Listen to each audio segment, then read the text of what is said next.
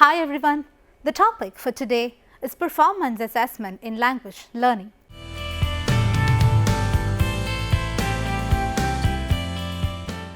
Not long ago, standardized achievement tests literally ruled the realms of language testing. The chief advantage of an achievement test was that it places an easy task on the teacher's shoulders while also remaining downright inexpensive. It should also be remembered that achievement tests are highly regarded for their objectivity, which means that the personal bias of the teacher, if any, would not be reflected in the test results. However, of late, achievement tests have been put under the scanner and language teachers have been having endless discussions on whether they cater fully to student interest. A growing number of teachers are of the opinion that assessment should have as its major objective the creation of a group of students who can create, reflect, solve problems, collect and use information and formulate interesting and worthwhile questions. And it is in this context that the idea of performance assessment comes into the picture. What is performance assessment? Performance-based assessment utilizes tasks conducted by students that enable them to demonstrate what they know about a given topic. The difference between performance-based assessment (PBA) and the conventional testing method is that in PBA, students are given the opportunity to better communicate what they have already learned. The idea behind performance assessment is not to say that concepts, facts, definitions, dates, names and locations have no place in education. However, as the critics of traditional assessment practices point out, many of our assessment practices place too much emphasis on assessing content and give far too little attention to the skills and knowledge. They also argue that we must no longer treat assessment as fundamentally separate from instruction. If curriculum, instruction and assessment are integrated, the assessment itself becomes a valuable learning experience. They conclude that by requiring students to complete high quality performance tasks, we have potential to bring about significant and positive changes in instruction and learning. Now let us look at the construction of a performance test.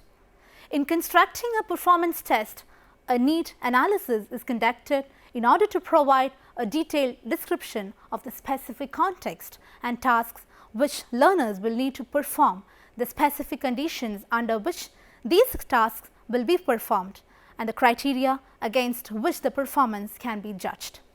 Then, the learners' performances can be judged over a range of tasks that need to be sampled using a variety of instruments and procedures.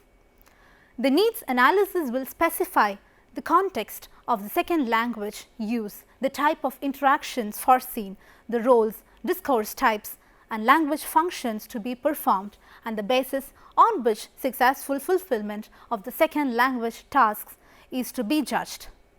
It is with respect to these needs that the performance test is designed, texts and tasks are selected and evaluation criteria are determined. These are then translated into appropriate test objectives and tasks and later into actual test design and scoring. Performance tests are generally assessed with the aid of rating scales which describe what a person can do with the language in specific situations. In the past few years, performance testing has become a common form of assessment in the educational research context. It is associated with any procedure not employing paper and pencil multiple choice items, and it includes a variety of assessment alternatives such as open-ended responses, constructed responses, problem-solving tasks, essays, hands-on science problems, computer simulations of real-world problems, exhibits and portfolios of students' work. Let us take a look at the steps in performance assessment. Developing performance tasks or performance assessment seems reasonably straightforward, for the process consists of only 3 steps. The reality, however, is that quality performance tasks are difficult to develop. With this caveat in mind, there are 3 steps. Listing the skills and knowledge the teacher wishes to have students learn as a result of completing a task. As tasks are designed, one should begin by identifying the types of knowledge and skills students are expected to learn and practice. These should be of high value, worth teaching to, and worth learning. In order to be authentic, there should be similar to those which are faced by adults in their daily lives and work. The second one being designing a performance task which requires students to demonstrate these skills and knowledge. The performance task should motivate students. They should also be challenging yet achievable. That is, there must be designed so that students are able to complete them successfully. In addition, one should seek to design tasks with sufficient depth and breadth so that valid generalizations about overall student competence can be made. The next one being developing explicit performance criteria which measure the extent to which the students have mastered the skills and knowledge. It is recommended that there be a scoring system for each performance task. The performance criteria consist of a set of score points which define in explicit terms the range of student performance.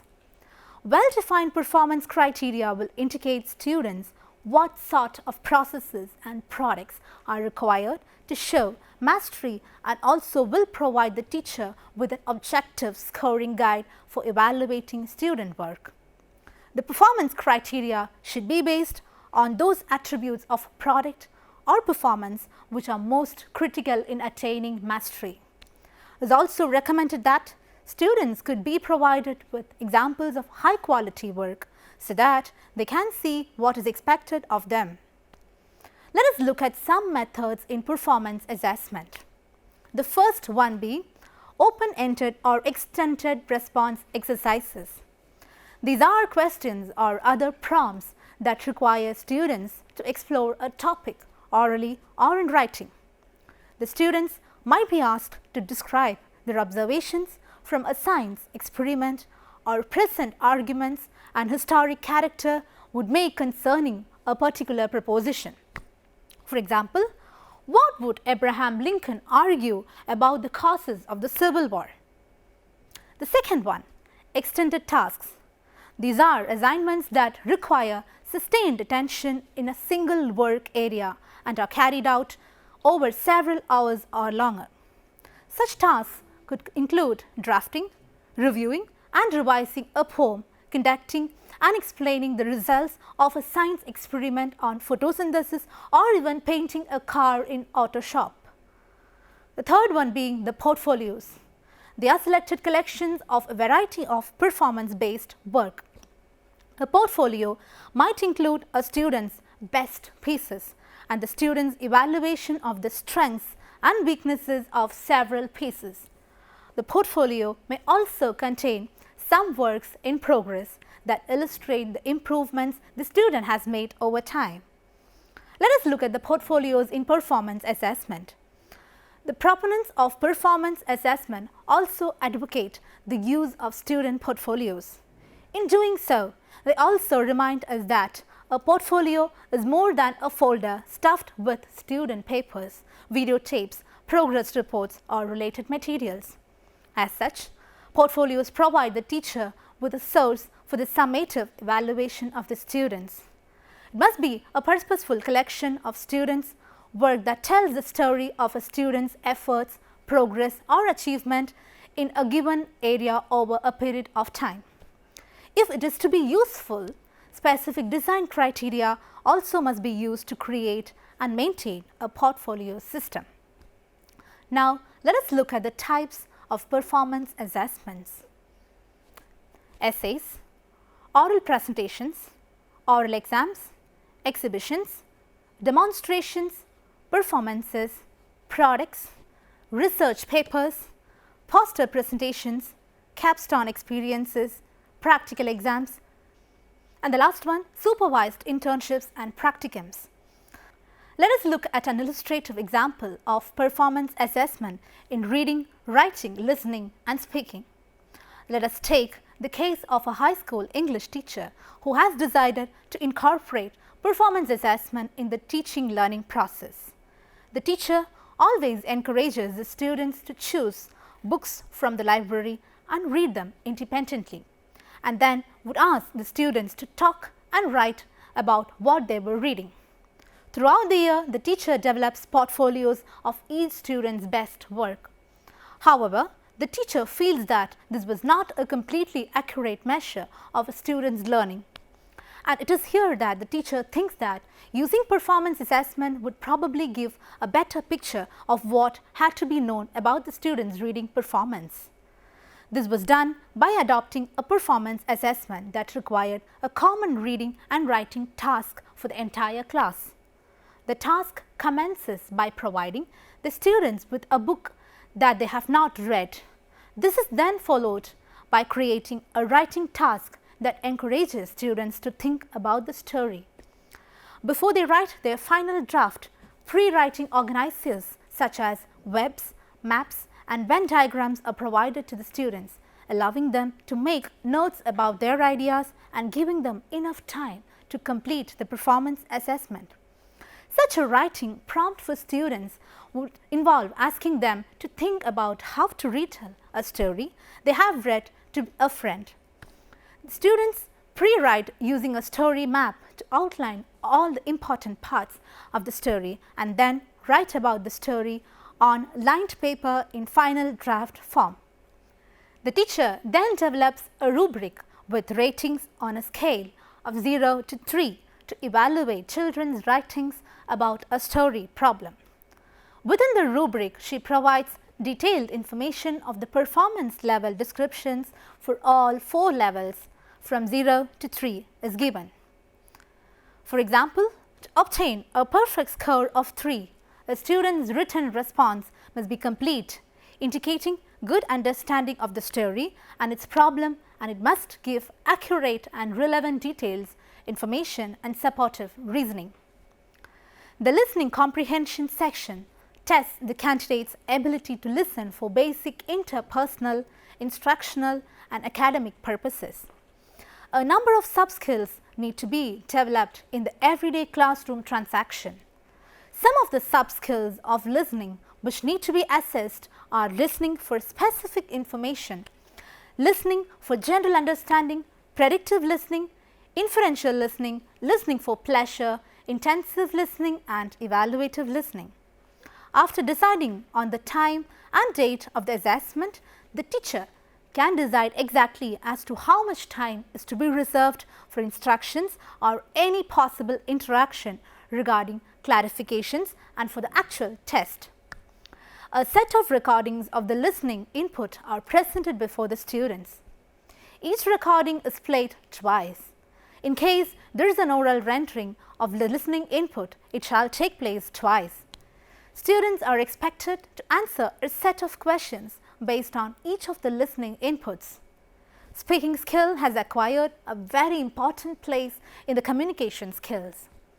Some of the sub-skills of speaking which can be assessed are speaking intelligibly using appropriate word stress, sentence stress and intonation patterns, narrating incidents and events, real or imaginary in a logical sequence, presenting oral reports or summaries, making announcements clearly and confidently, expressing and arguing a point of view clearly and effectively, taking active part in group discussions, showing ability to express agreement or disagreement, summarizing ideas, eliciting the views of others and presenting own ideas, expressing and responding to personal feelings, opinions and attitudes, and participating in spontaneous spoken discourse in familiar social situations.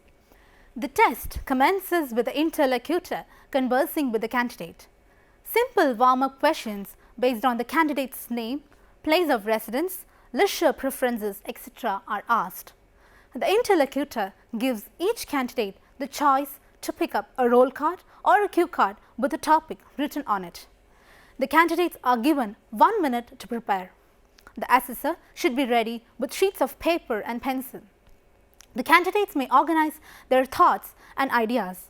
Prior to the day of the speaking test, As an assistance to students to prepare for the presentations, a teacher can give a choice of 20 to 30 topics in class to students so that they can prepare the topics and organize their ideas on each topic.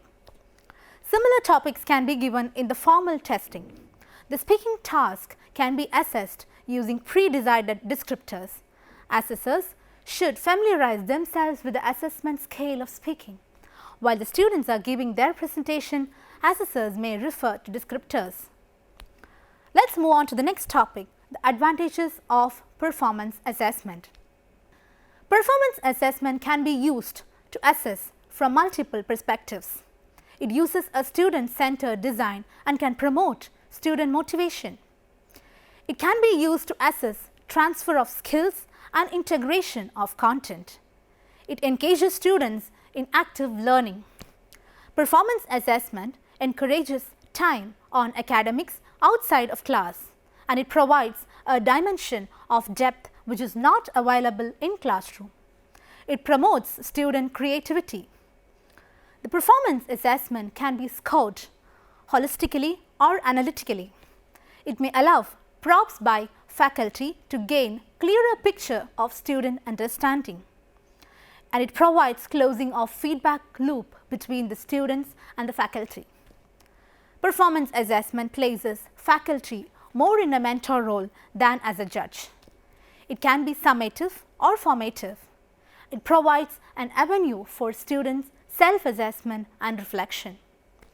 It can be embedded within courses, adapting to current assignments, usually the most valid way of assessing skill development. Now, talking about the disadvantages of performance assessment. Usually, the most costly approach. It is time consuming and labor intensive to design and execute for faculty and students. It must be carefully designed if used to document obtainment of student learning outcomes. The ratings can be more subjective, and it requires careful training of raters. The inter-rater reliability must be addressed. The production costs may be prohibitive for some students and hamper reliability. Sample of behavior or performance may not be typical, especially if observers are present. Here are a few recommendations for performance assessment. First one, it should be considered that it could be intimidating to students. To develop specific measurable criteria for observing and appraising. When possible, use criterion referenced rating approach instead of simple checklists. Develop rubrics for greater consistency between raters. Must clearly articulate expectations to students prior to initiation and provide models of performance criteria. Consider possible award strategies for enhancing student motivations, best of show, etc. Performances could be videotaped. If possible, base assessment on range of products or performances instead of on single items. All raters should be trained and inter-rater reliability checked. Consider training peers, alumni and community members as raters. Now, let us conclude the session. Performance assessment, although a somewhat recent approach in language testing, is gathering momentum and size in much the same way as a snowball would do when moving downhill. Nowadays, language educators do not question its importance and applicability in language programs. Its broad scope allows both teachers and students to envisage a clearer picture of success and achievement. Before we attend the next session, please try to answer the following questions. The first question, write a note on scope of performance assessment. The second question, what are the major merits and demerits of using performance assessment in language learning? The third question, illustrate how you would use performance assessment to monitor the writing skill of students in your class. Here are a few references for your study. The first one, Mohammad Ali Salmani Naudaushan's 2008 written book, Performance Assessment in Language Testing. The second book by Jamal Abedi, published in the year 2010, Performance Assessments for English Language Learners, Stanford Center for Opportunity Policy in Education. Hope you enjoyed the session. Hope it was informative. We'll see you next time. Thank you so much. Goodbye.